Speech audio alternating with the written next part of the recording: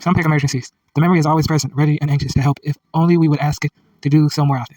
Many times when I've been challenged to prove that anyone can remember by using something familiar to the PEG system, I would use a method which taught the skeptic to memorize 10 miscellaneous objects forwards and backwards and in and out in above 5 minutes. What I did was to put 10 small items in a row on the table.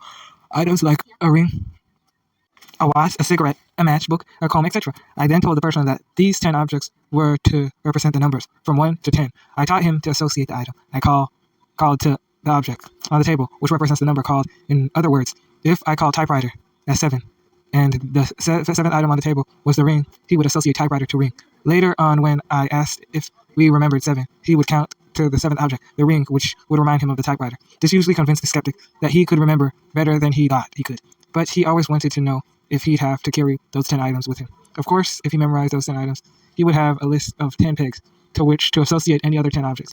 But it is a bit difficult to memorize 10 completely unassociated items to use for the peg list, and in this case, would hardly be worth the trouble. However, I would mention elsewhere in the book, it was Simards who first used the rooms in his house and the furniture in the rooms as a peg list, and this idea will work just as well today, except that it is a bit more limited. Also, there is too much sameness in pieces of furniture to make a useful list. There it is the possibility of becoming confused, and it would take time to know which number each piece represented. There have been a great many ideas thought of on how to devise peg lists. I've heard of one man who used 26 women that he knew, whose names each began with a different letter of the alphabet. This gave him a list of 26 pegs. If he wanted to remember that, say, typewriter was 16, he would associate typewriter to Pauline. This would work, but again, too much sameness. Each peg must create distinctly different picture in your mind if it is to work properly. There are some ideas besides phonetic alphabet which can be used just as well, except that they are limited in length. For instance, I have had occasions to need a few short peg lists to help me recall up to 26 items. Well, there are two methods that I've used quite often. The first is to use 26 letters of the alphabet. All you have to do is to make up a word for each letter, which sounds like the letter itself. Look at this list. Ape, bean, sea, beam, eel, hen, water. If you go over this list once or twice, you'll have it. Decide on a picture for each one and use that all the time. Now you have a list which will enable you to memorize up to 26 objects. For B, I use beam, only because B would conflict with your basic peg word for 9. Of course, there are other words that can fit for some letters, and you can use any that you like. Just be sure that they do not conflict with your basic list of pegs. The words listed above are the ones that I use. Incidentally, if you made a link from zebra to ape, you would be able to recite the alphabet backwards, which is quite a feat in itself. If you want to, you can associate each letter word to your regular peg word for the particular number. In this way, you would know the numerical position of each letter immediately. Ape to tie, bean to Noah, sea to Ma, and Dean to Ryan, etc. Another idea I use to make a list of nouns, each of which is the numbers they represent. A noun, each of which look like the numbers they represent. You can do this with many numbers. And for those that you can't, you can make up any picture to remind you of it. For 1, you might picture a pencil because a pencil standing upright looks like a number 1. For 2, you can picture a swan. A swan on a lake is shaped something like the numeral 2. I use a picture 3 leaf clover for 3. A table or chair or anything with 4 legs can represent 4. For 5, you can see a 5-pointed star. A yo-yo, a string with a little stretch of the imagination. Looks like the numeral 6. A golf club held upside down is similar in shape to 7. For 8, you could picture an hourglass. For 9, I use the tape measure. The tape measures that are made up of metal and unroll from a round container. If you pull the tape out about 6 inches, the thing looks like the numeral 9. A bat and ball pictured side by side can represent 10. And the bat is the digit 1, and ball is 0. I pictured spaghetti for 11.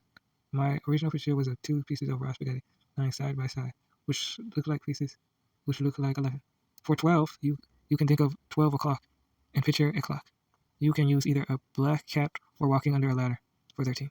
My original picture for 14 was a straight running river or stream to represent 1, and a farm that looked like the numeral 4 from the air. If you can create this picture in your mind looking from an airplane, seeing this farm adjacent to the river, they would look like 14. You can use either farm or river or both to represent the number. I pictured myself stepping into an elevator and saying, 15 floor, please, for 15. I now use elevator to represent number 460. I pictured a road sign that said Route 16. I have used this list for years to help me memorize 16 objects. There's no reason for you to stop at 16. You can use the same idea to bring the list up to 20 or higher, if you like. No thought or picture is too far-fetched. If I suggest a certain number to you, then it will serve the purpose. Just get your imagination working. Anyway, here is a list as I've used it up to 16. Pencil, swan, clover, table star, yo-yo, golf club, hourglass, table, tape measure, bat or ball, spaghetti, bat and or ball, spaghetti clock, black hat or ladder, farm or river, elevator, sign. There are other ideas which I could list, but I won't. If you need more lists, you can use your imagination to help you form them. I'm sure you realize that the phonetic alphabet and the letter of number equivalent method taught in this book is far superior to any of the methods mentioned in this chapter. Your basic list of peg words can be brought up to 1,000 or over, if you wanted to. And the beauty of it is that as soon as you heard one of them, the sound in the word would tell you immediately which number it represents. The phonetic alphabet makes it possible for peg words to be at your fingertips for any number. You don't have to make them up and remember them in advance either. You can make them up when or as you need them. The two ideas I suggested to you here, however, can be useful. If you need a short list quickly, or if you want to use one of them in conjunction with your basic peg words, the latter idea can be used for some amazing memory feats. As you will learn in a later chapter, before closing this chapter, I want to remind you again that none of these ideas are too far-fetched. Any one of them will work for you if you make up your mind to use them. The two listed here are, as far as I'm convinced, as far as I'm concerned, the best of the lot. But any list of words that you happen to know in sequence can serve as a peg list. I know one man who uses his own body for this purpose. From head down to chest, he uses ear, forehead, eyes, nose, mouth, chin, neck, chest, all the way down to toe for his peg list. So if an object to be remembered were 3, he would associate it to eye. If it were 7, he would associate it to neck, and so on. Some old-time memory experts who performed in vaudeville would use the theater itself to help them to do the stunt of memorizing objects called by the audience. They might have used the stage for 1, the footlights for 2, the orchestra for 3, the diaphragms for 4, balcony for 5, etc. Anything in the theater was utilized. The draperies, the chandeliers, okay, the exit lights, the men's room, the ladies' room, etc. And of course, one of the most common and most limited peg lists is the one which uses words that sound like the numbers, such as gun for 1, shoe for 2, tree for 3, door for 4, and so on, up to hand for 10, which is about as far as you can go.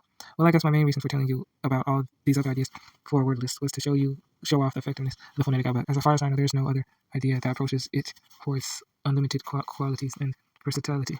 Unlimited qualities and for its versatility. In the next chapter, you will see how either one of the lists you learned here or parts of them can be used in conjunction to the phonetic alphabet.